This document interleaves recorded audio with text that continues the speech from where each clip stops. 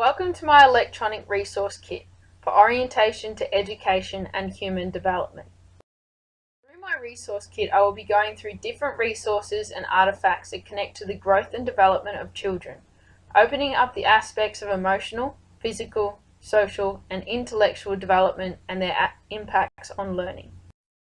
While exploring into the intellectual growth of children, some theorists that I found interesting were Howard Gardner with his theory of multiple intelligences and being able to look into where I believe I fit into the chart and how you can relate your students as well.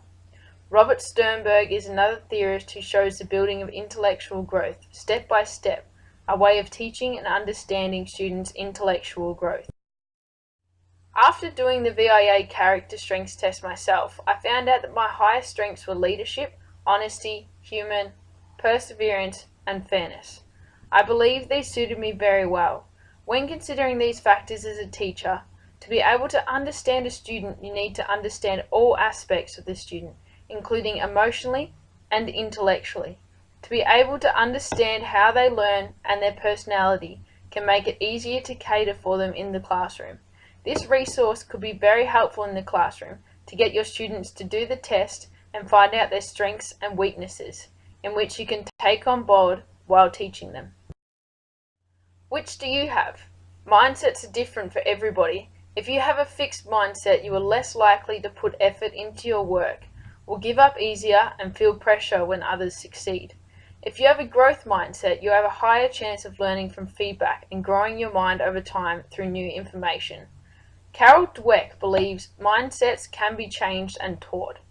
I believe I have a growth mindset, as I am always questioning as I learn. To be able to open your students' minds to a growth mindset is important. Make them be critics and question as they learn.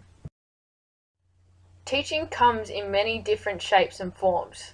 Though as a teacher you need to be ethical, you need to understand that you will have students with different backgrounds, needs, and learning abilities.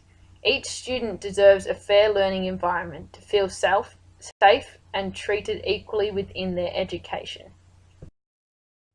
Diversity is a very important part of teaching.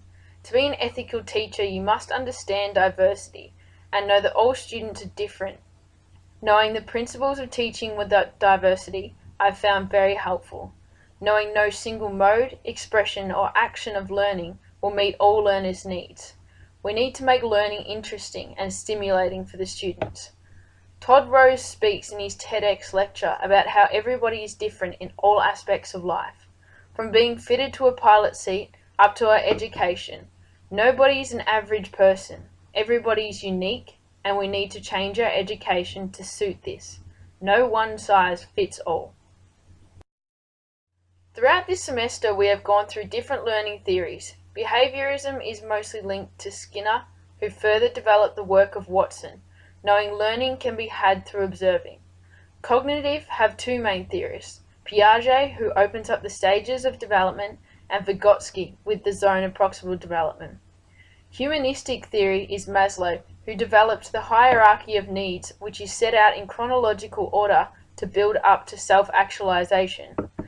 Social cognitive has Bandura, who believes changes occur largely through observation. Gahn's information processing model explains the theory to our memory, how and where our information goes, and Bronfenbrenner's ecological systems theory proposes a person's development is influenced by 4 interactive and overlapping contextual levels, as well as Vygotsky's idea of interaction affecting our ways of thinking and our mental functions. Every child has rights. These are just a few rights of the children.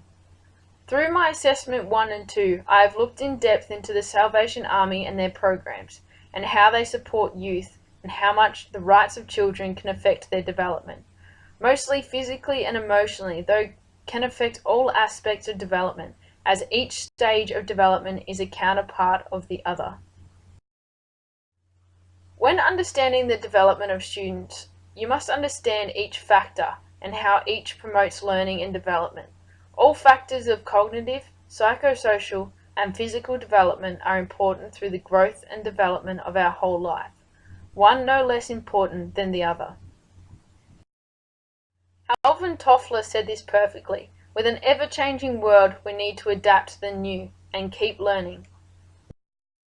In the 19th century, learning was strict and to the point. As we have progressed into the 21st century, we have changed and are beginning to adapt to the new world and technology. As Galantis has said, there is more to think about today, to think about students' choices, diversity, and the relevance of our education, how to keep interest and how much our community is involved. After all the information I have taken on board through this semester, the classroom I want to have is not exactly a classroom, as I want to be a PE and outdoor education teacher. I want to make most of my classes outside and interactive, keeping students active with enjoyable activities and a safe environment. Understanding the diversity of each student's needs and to take that on board as I create my lessons. Maslow's hierarchy of needs explains that students need to meet the needs of safety and inclusion before being able to reach their full potential in education. Thank you.